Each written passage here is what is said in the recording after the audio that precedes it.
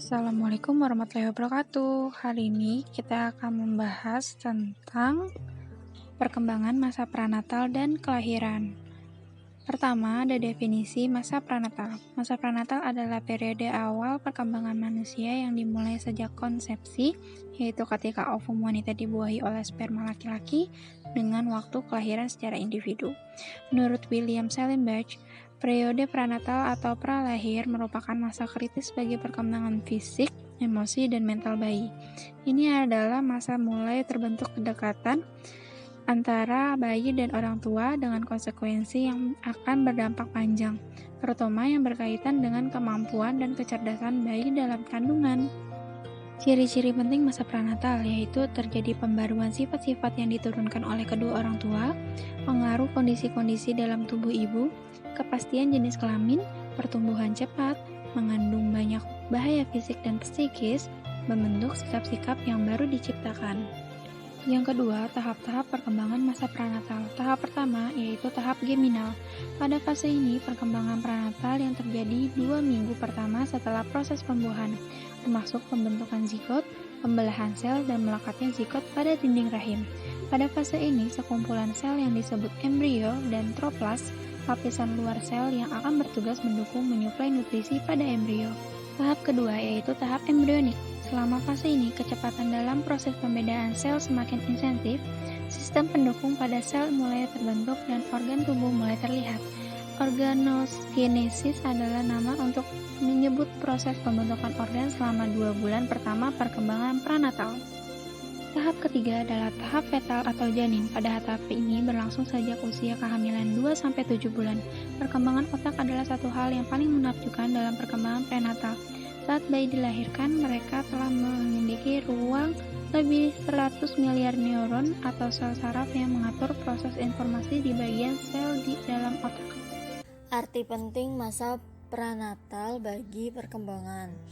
Arti penting masa pranatal bagi perkembangan ini sangatlah penting karena bisa menghasilkan bayi yang sehat.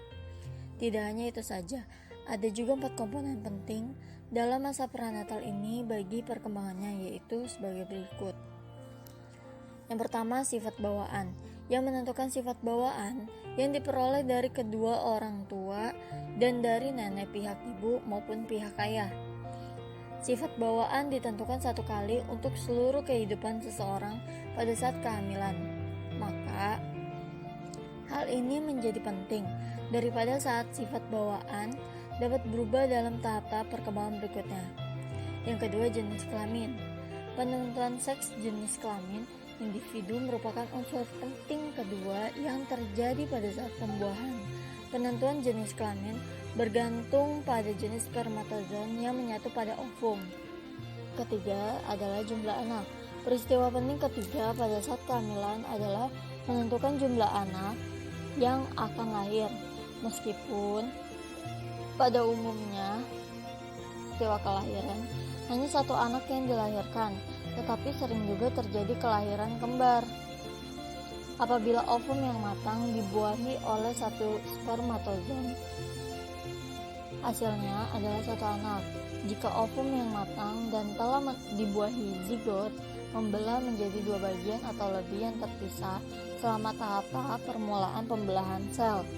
Yang keempat, posisi urutan anak.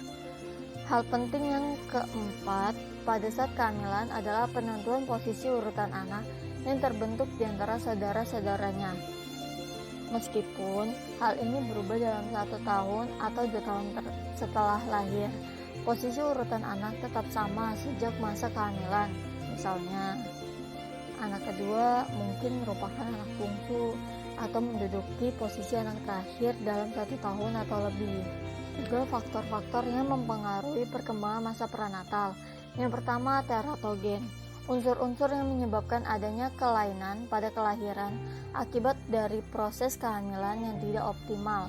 Bila teratogen beraksi pada awal kehamilan saat proses pembuahan dan organogenesis, bila bisa terjadi berdampak negatif pada janin yang mengakibatkan kelainan anatomis.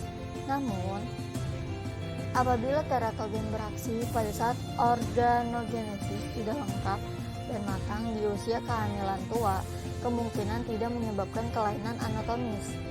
Yang kedua, faktor ibu. Ibu menjadi kunci utama yang sangat berpengaruh terhadap perkembangan janin, sehingga kondisi fisik dan psikis ibu harus dijaga agar janin berkembang dengan sempurna. Selain itu, penyakit dan kondisi ibu selama kehamilan bisa mengakibatkan infeksi, kelainan, dan kerusakan selama proses kehamilan yang mengakibatkan bayi lahir kurang sempurna. Beberapa penyakit yang dapat mempengaruhi janin diantaranya campak rubella, sifilis, herpes alat kemaluan, dan AIDS. Selain dari penyakit, usia ibu juga mempengaruhi janin. 3. Itu adalah faktor ayah. Ayah juga berperan penting dalam perkembangan optimal janin. Perhatian dan kasih sayang seorang ayah kepada ibu akan membuat emosi ibu akan stabil, tenang, dan bahagia. Stimulasi ayah pada janin dan sering mengajak bicara janin dalam kandungan juga dapat menenangkan janin, membangun ikatan emosional bayi dengan ayah dari suara dan sentuhan bayi, bisa berdampak pada perkembangan bahasa bayi. Dan yang keempat, lingkungan. Polusi dan bahan-bahan beracun yang semakin banyak di suatu lingkungan dapat membahayakan kondisi janin dalam kandungan dan berakibatkan keterbelakangan mental pada anak. Terkontaminasi polusi dan bahan-bahan beracun dapat mengakibatkan keterbelakangan mental pada anak. 5. Masalah yang sering muncul pada kehamilan. Saat bayi tumbuh, mungkin tubuh berubah dengan cepat. Perubahan ini dapat mencakup masalah pencernaan seperti sembelit, begah, dan mulas. Hal ini juga menjadi beberapa kemungkinan masalah kehamilan selama trimester kedua kehamilan. Yang pertama, masalah pencernaan dan kehamilan. Sistem pencernaan adalah jaringan organ yang kompleks yang bekerja bersama untuk membantu tubuh memecah makanan dan menyerap nutrisi. Penyerapan nutrisi selalu penting untuk menciptakan energi keseluruhan, tetapi juga peran ini bahkan lebih penting di dalam mendukung pertumbuhan janin.